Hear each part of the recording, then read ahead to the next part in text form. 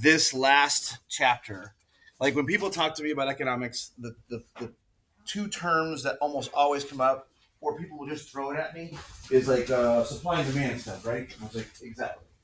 Right. So demand and supply are pretty much the centerpieces of economics. Like everything you deal with, anything that has been happening over the past 4 or 5 months with the supply chain slowdown, with taxes, with new rules, with the vaccinations, with the non-vaccinations, with the masking, with the non-masking, all of that comes back to demand and supply, right? So we have that scarcity problem that we run into all the time, but demand, supply, and prices pretty much run our world.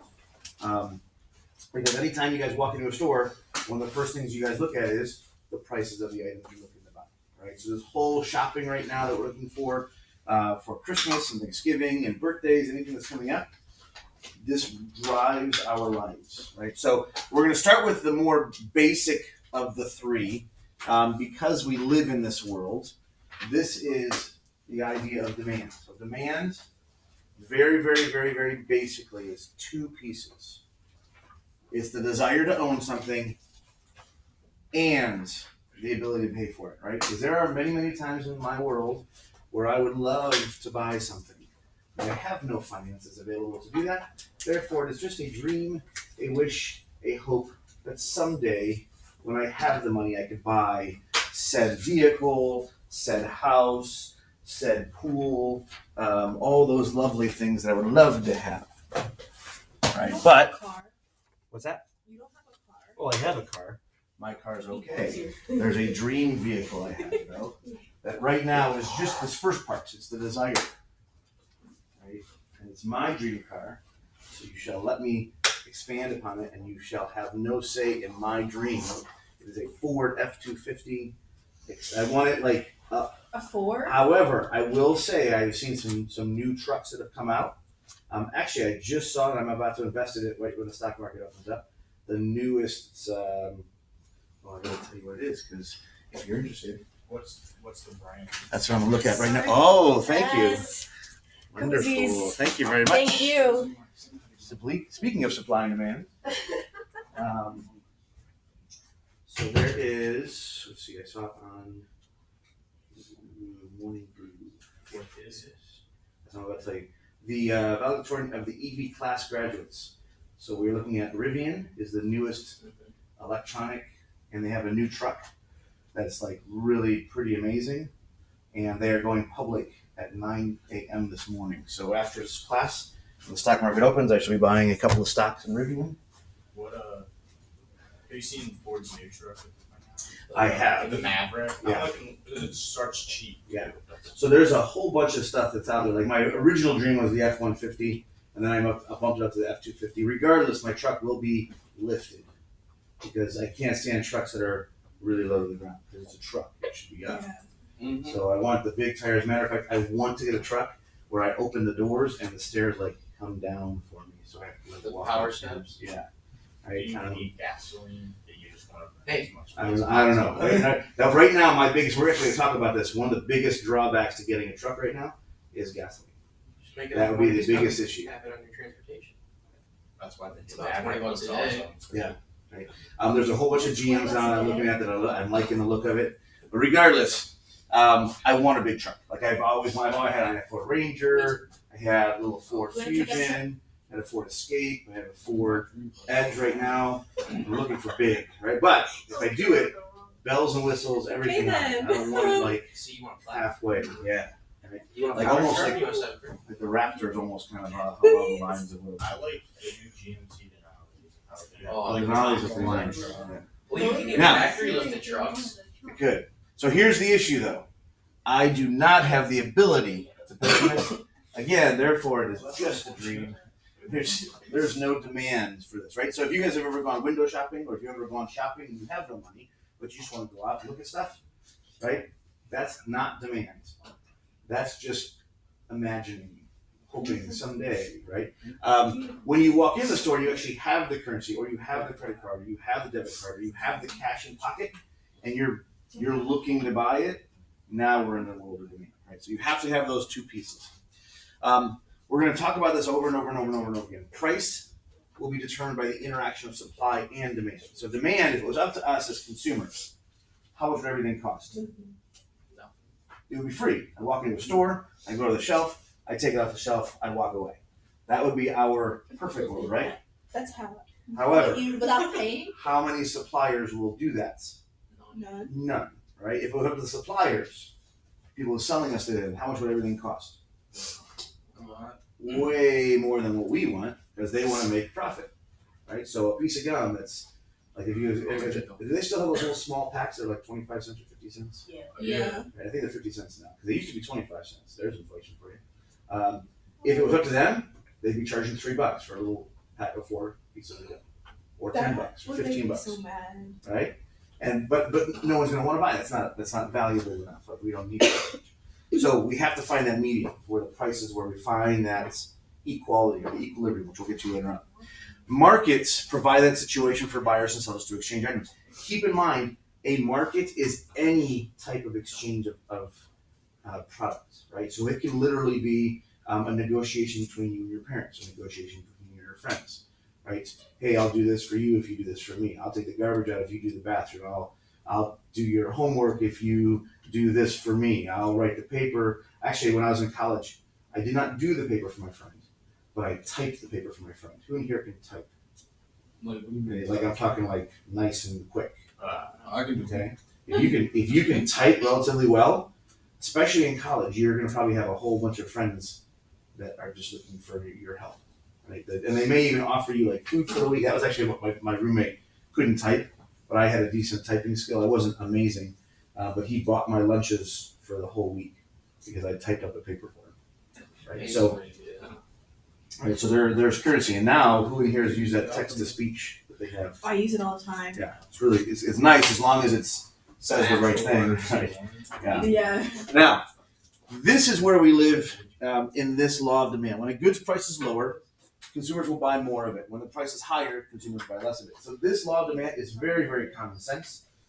Anytime you guys have ever walked into a store, with the exception of a couple things here and there, which we'll get to, for the most part, when it's a cheaper price, most of us kind of go, all right. Like the one example I always think of with this one is the Chef Boyardee. If you ever walk past those at the grocery store, I love that Yeah. stuff. and they have like 10 cans for $10 or $1 per can. Yeah. Okay, I'll get 10. Do I need 10? No, but they're $10. Why not, right? Or the other one, if you guys have, I talked about this in the past, but Rockstar or Monster, that's actually becoming my new dilemma in my head because I like the flavor of one over the other.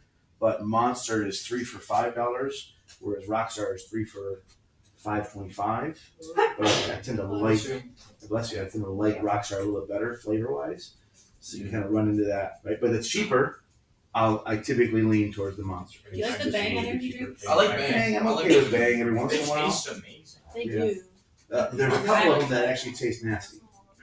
Yeah. A couple where I tried it and I was like, majority of them, you taste them, you're like, oh, this Bang. is yeah. The cotton candy one, the sour apple one, and the blue. Right. Now that's actually something we're going to get to later on because sometimes the price doesn't necessarily matter. Sometimes the other things override us.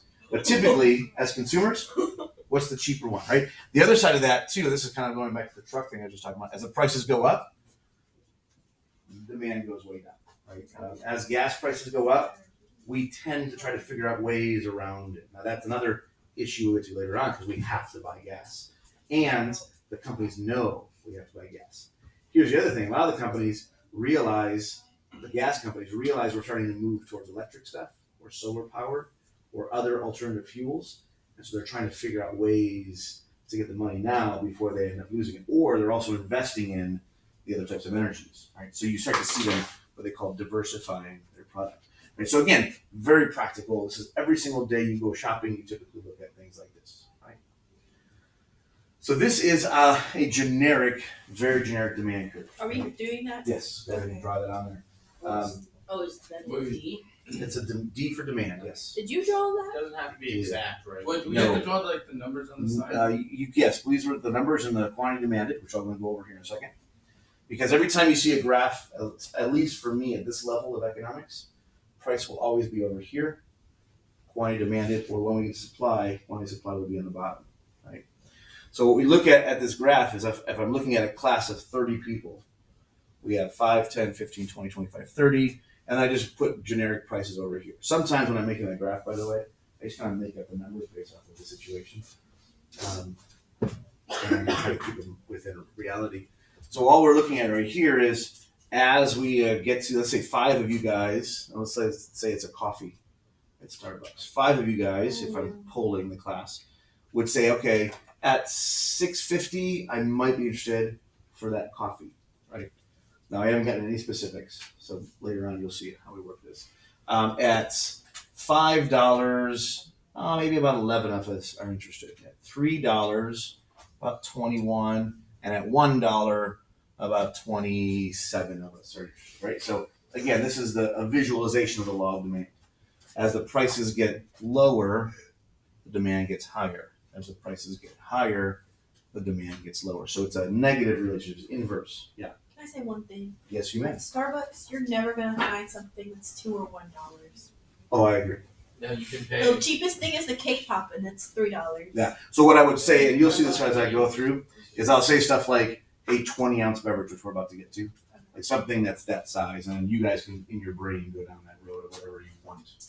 Right, so you're going to see those curves a lot. The one thing that you're going to run into if you're looking at any of the diagrams from the test, because sometimes I use some of the photos that they give me in the book, is a lot of them will come out and they'll give you this very, very generic straight line. Okay, most of the curves, and as we start to do some of our graphing, you'll see it will probably be sloping, awkward, really weird, just because of situational stuff. Right. So, all right. Now for this, we actually get to a couple of things that I really. The third one on here, I tend to enjoy. I'll tell you guys the story in a second. There are other things that can affect our demand, right? So there's something called the substitution effect. We tend to do this all the time. It doesn't have to be a generic thing, but we can go to the store and see the price and go, it's a little expensive. Let me see if there's a cheaper version, right? Or I want to get a Pepsi, and I go, who in here is a Coke fan? Coca-Cola. Okay. Who in here is a Pepsi fan? If you had a choice of those two. I'll drink Coke. Okay. Now, has anybody ever gone to the restaurant and they said, oh, I'll take a Coke, and they go, oh, we serve Pepsi, and you said, no, it's okay. I don't want it. Well, if it's a Pepsi part, then they don't do. Well, and then sometimes you do that, and that's exactly where I was going.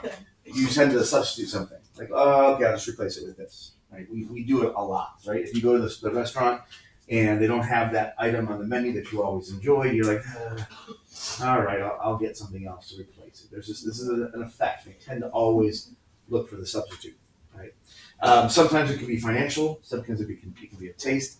Has anybody ever, this happens a couple of times to me, who in here has ever eaten so much pizza in like a week that when people are going to go out, they're like, oh, we're going to go get some pizza. You're like, No. man, forget it. I'll just stay home.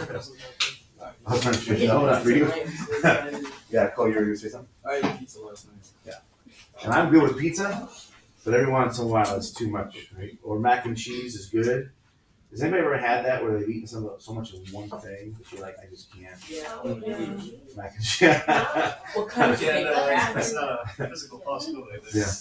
I'm trying to think for a while, when I first moved out of my Kraft parents' mac and cheese house, is nasty. it was, Whoa. wait, Whoa. what did you just say? What? What kind of What? debate No, for- what? Kraft mac and cheese. I'm just like, the door's that Kraft mac and cheese, that thing. What? It's the organic and mac and cheese. On the road, on the road. There you go. Unless it's those little character shapes, okay? And you're okay with it? I'm okay with it. Put it there. No. So, Have you ever tried Ohio pie and Cheesesteaks Brunswick? or something. a what? Ohio pie and Brunswick. Yes, they have mac and cheese pizza. Oh. Mac and cheese. That sounds I will disgusting. try that. Bro, what do you mean disgusting? The door's over there. Cheese is disgusting. Yeah, Ohio pie has mac and cheese pizza. Not for Maybe me. tonight. There was one I came across. Has anybody ever had a mashed potato pizza?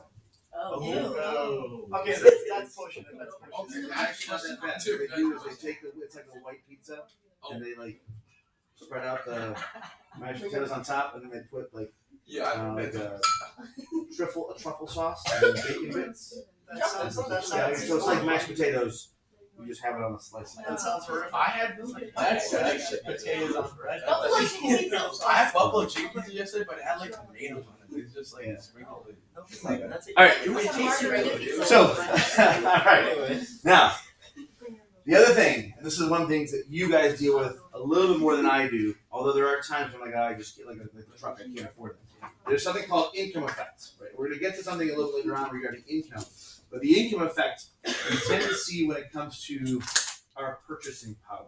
Right? So if I go out shopping and you guys are walking into, let's say, the shoe carnival, or you're going to Kohl's, or you're going to Foot Locker, all right? And maybe Foot Locker is even a little bit higher than what I'm thinking, because they tend to run at the normal traditional prices, right? So if you guys are going shopping for shoes, Marshalls, TJ Maxx, all those different locations as well, this is where the income effect can affect your purchasing power, right? The best example I think actually is the Shoe Carnival. Does it still exist over there? Yeah. Okay. So they do this buy one get one half off. Right? So think about what you're getting for the same amount of money as if you didn't have that. So buy one get one half off. Let's say it's $50 and $75 total because the other shoes were $50, right? So $75. That's a lot of purchasing power versus two shoes at $50 each. And I can afford that. All right, I'll go shop at the Shoe Carnival, right? Or I'm going to go to Kohl's. Or now let's say that you guys get a paycheck and you have this lot of money available to you. Now we start looking at Foot Locker or Champs or like a higher end place where you get like the better shoes because your purchasing power has adjusted, right? Another example of this, let's say that you guys are driving down the freeway and you guys got pulled over and you were going 25, 30 over, right? What would your ticket potentially look like? Like cost-wise? I don't know. Last time I got pulled over, I started crying. 200. Could be $150, $200, right? And that's if you just waive it and go, okay, I'm fine, right? Depending on who you get too, if it's state trooper versus the local officer. Regardless, if I got pulled over, would that affect me as much as it would affect you guys? No. Income loss. It would hurt, but it wouldn't be anywhere near as painful as it was for you guys. Now, if LeBron got pulled over, Well, who would It's pull like- LeBron James? That's pocket change. Hey, nice game win the last week. like What could I get? the amount of time he spent sneezing is how much money he just made to pay off that ticket, right? Whereas for us, it takes us a lot longer to make that money. So income effect can be a big determinant on our demand, right? Now the last one, this is a big term, but it's a concept that happens to us all the time. You just don't even realize it. So the concept is called the law of diminishing marginal benefits, right? So the idea is that as you get more of something, you tend to not want it as much, right? So if I gave you a glass of water and you were thirsty, you would enjoy that first glass, right? Second glass of water, all right, it's still pretty good. Third glass of water, all right, kind of reaching my limit. Fourth glass of water, you're like, oh okay. Fifth glass of water, you're like, I'm stuffed now. Sixth glass of water, right? And more and more and more. Has anybody ever watched anyone do the gallon milk challenge? Ew. It's disgusting. That's disgusting. Milk is gross. Yeah, your body's not able to do it. I had a student years ago, he was The like, door. what's wrong? Check this out. And he showed me the video. He's like, as I'm watching him drink milk. I'm like, what are you doing? And he's like, I tried the gallon milk. And then like seconds later, you see him just like, The Brunswick cross country team did a milk chug mile run. Oh. One time they did it, you're chugging milk as you're running the mile, and the other time you chug the milk and then you run the mile. Why would you do that that to reminds yourself? me of The Office. Have you ever watched The Office? The fettuccine carb load as right before he goes on the race. All right, so there is a story that I have told for years now about one of my buddies that perfectly fits the scenario, and it's about 5 Big Macs. And there used to be this deal back in like around 2004, 2005-ish. So it's been a long time. But my buddy John lives in Broadview Heights. My parents live in Brexville. At the time, I was living with my parents. And my one buddy Mark lived in North Burlington. Mark was one of the first guys in our friends from college that bought a house. And so he called me up and he said, listen, I'm not going to hire a mover. I would love it if you guys can help me move. And then when we get to the house, because he was right behind Seven Malls where he bought his first house, if you could come help me, great. My mom's going to make some food and we'll get some pizza and we'll have some drinks after we're done. But if you could come out and help. And I was like, of course, that's fine. I got big shoulders. That's why I got to help this way. I'll bring them along and help out as much as I can. He's like, hey, on the way over, can you stop and pick up John? That's one of our mutual friends from college. A little background on John you need to be aware of is that John was a lineman for Bowling Wallace football. He wasn't going to go pro or anything like that. He just was a big guy that liked football. He was probably around 6'3", 6'4"-ish. During season while he was working out, he was around 275, 280. Because he was cutting down, he was actually like working out. Out of season, 330, 340, easy, right? But he was also a food challenge kind of guy. So, and he also took bets like all the time. Bet. If you wanted to bet him, he would take it. So I think we had pie eating contests or pizza eating contests at college. He was there. Taco eating contest. That was actually a gross one. The pie eating contest was more disgusting. But he won almost all of them because he was just crazy. But again, it had to be a challenge and to be a bet. So the day that I pick up my buddy, I'm coming from Brecksville into Broadview Heights. I pick him up on the way to North Royalton. Has anybody ever driven into North Royalton? Yeah. There's McDonald's right there, right? We pulled in. As we pulled in, there's a sign on the window: 5 Big Macs for $5. And I instantly have this idea, this challenge for my buddy John. In your car, though? No. While I was in the car pulling in, the idea sprung, right? So the concept that I had was, all right, I'm going to bet him that he cannot eat 5 Big Macs in less than 20 minutes. That seems easy. That's a reasonable amount of time. That's honestly a reasonable. Yeah. Now, since I've done this, since I've told the story, I've had students attempt it. Oh. And they'll come back the next day saying, yeah, it's a little more challenging than I thought it would be. Yeah. That's one way to do it. So we came up with the agreement of, yes, 5 Big Macs for $5. Whoever wins gets their lunch paid for, like I would owe him money or he'd owe me money.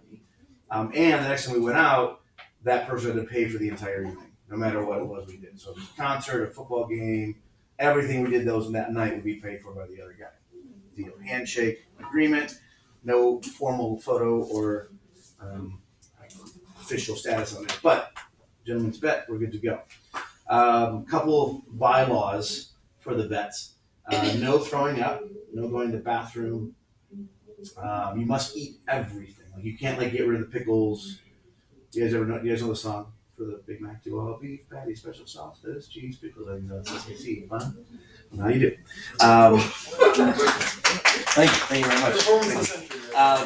So again, everything had to be eaten, and he was good with it. Matter of fact, he was kind of on board with it when I said, "Hey, I got a bet." He's like, "Does it have to do with the 5 Big Macs?" And I was like, "Yes, it does."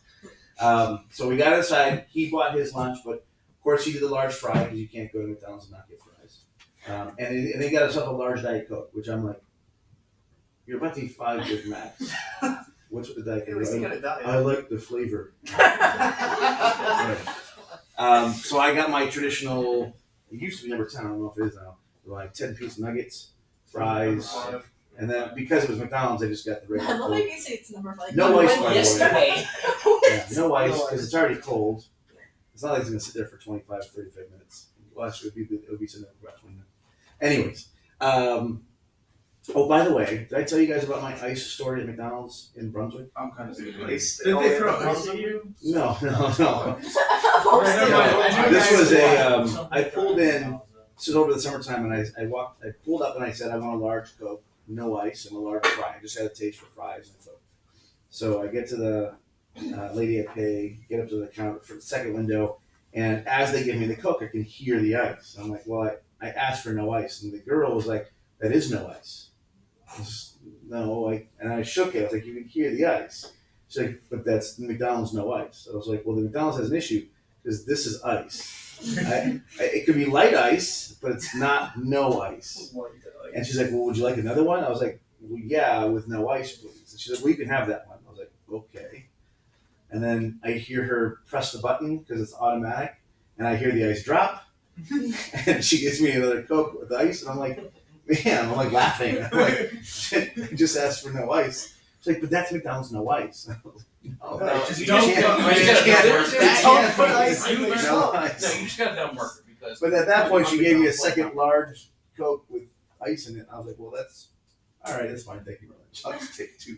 But I was laughing. I was like, and she was a manager because she was like in the manager's outfit. It wasn't like just a young person looking for like. I was like, saying, I want a cup with no ice in it. yeah. That's what I was about to go. I was like, can I have a cup? Just a cup, nothing else, and I'll take care of the rest. So, I'll take it. anyways, so my buddy and I sit down. He's got everything prepped up and ready for him. I've got my chicken nuggets, and I'm basically like, all right, here we go. 3, 2, 1, and I press the start button. And this was one of those moments in time where I'm like, how in the world did this just happen? I ate a nugget, and he ate a Big Mac. Like it was like going back to the mac and cheese. It was kind of like when you eat mac and cheese. Sometimes you just put it in your mouth and swallow. You don't necessarily chew it. Yeah. At least I don't. That's why I do the whole box. I can't just eat like half the box. Anyways, my buddy eats it, and I'm like, "How did you just do that?" And then he breathed. I'm like, And then he it was quite impressive. It was more or less like if you ever watched the Nathan's Hot Dog Challenge when they dip it in water and they put it in their mouth and then it's gone. You're like, how? So I'm thinking I'm losing this bet. I'm done. It's not going to happen. All right, so with 20 minutes, the first Big Mac, easy peasy, I'm losing the bet. In my brain, I thought I'm lost. Second Big Mac, a little bit more on the traditional side, a couple bites, a little bit of chewing involved, some breathing and some talking. So the second one probably took me about to the 5-minute mark max. Right? So he was under 5 minutes. 2 have already gone. Third Big Mac.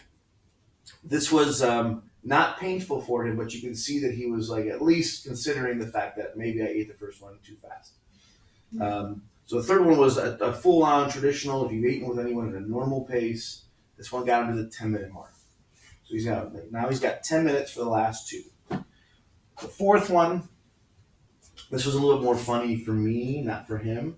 The fourth one ate slower. He did get up and walk around real quick, almost because he was like out of breath, because he wasn't in shape either at this point in the challenge too. So that was in my favor. So we ate the fourth one, but it reminded me of like the Thanksgiving, like once you've hit that max, and you're just like Food coma. but you're like, oh, there's more up there. I must go back. So I got the fourth one down. Probably around 4 or 5 minutes left. So there's a part of my brain that's going, I might have a chance here. The fifth one. Why is it so Why big? is the picture so big and why is it blue? Right? Because 1, 2, 3, 4 were relatively quick. The fifth one was the one where I really had high hopes I was going to win this bet. He actually took this middle bun out, and I'm like, you can't. He's like, no, it's okay, it's okay. And then he did the weirdest thing I've ever seen. And I tried it once, and it actually wasn't that bad. He took his fries and he like rolled the fries up inside of that middle roll, and he made like a little fry burrito, and ate it. I'm like, what are you doing? He's like, well, now it's a double cheeseburger, and I can do a double cheeseburger. I was like, oh, okay. It's all about the mentality. It was at that point. He was just psyching himself through it. Well, he won. He beat me. He ate it. Yeah, I mean, it wasn't. Part of me thought I should have done like 10 minutes. That would have been a little more of a 10 challenge. minutes. That would have been a little bit tougher for No, him. that's near impossible. Sorta. And what I mean by winner sorta is I gave him his money because he won, and then when I went down the road, he was like, "You gotta pull over." So I pulled over, and all of his lunch came back out.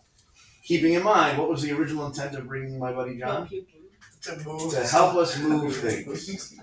My buddy John did nothing at all. Like we got there, Mark and I. Mark's a smaller guy, and I'm bigger than Mark. And we got the couch. It would have been John and I picking up the couch, and then there's John with the lamp. He's like, It was all small stuff. Like I got this basket.